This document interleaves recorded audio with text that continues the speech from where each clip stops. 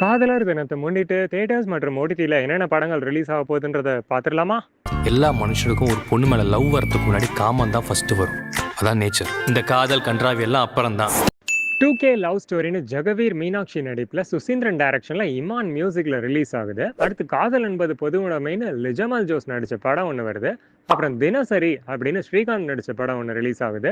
அப்புறம் ஃபயர் அப்படின்னு பாலாஜி முருகதாஸ் படம் ரிலீஸ் ஆகுது.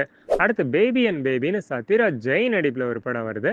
அப்புறம் படவா அப்படின்னு சூரி விமல் காம்போல ஒரு படம். அப்புறம் நம்ம எல்லாருக்கும் ஃபேவரட் கவுண்டமணி மன்னார்குடி சுப்பையா பேரன் மாணிக்க வேலர் மகன் முத்தையாவாகிய நான் அவர் நடிப்பில் ஒத்த ஓட்டு முத்தையா ரிலீஸ் ஆகுது. அப்புறம் ஹாலிவுட் ஃபேன்ஸ் பீட்டர் கைஸ்க்காகவே கேப்டன் அமெரிக்கா பிரேவ் நியூ வேர்ல்டுன்னு மார்வல்ஸ் படம் ஒன்று ரிலீஸ் ஆகுது.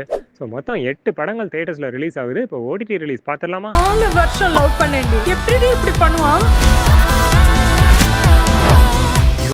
ரவி மோகன் நித்யா மேனன் நடிப்பில் காதலிக்க நேரமில்லை நெட்ஃப்ளிக்ஸில் ஸ்ட்ரீம் ஆகுது. அப்புறம் மார்க்கோன்னு மலையாளம் ஆக்ஷன் மூவி சோனி லிவ்ல வருது. மதுரை பயணம் சென்னை பொண்ணுன்ற வெப் சீரிஸ் ஆஹா தமிழில் ஸ்ட்ரீம் ஆக போகுது.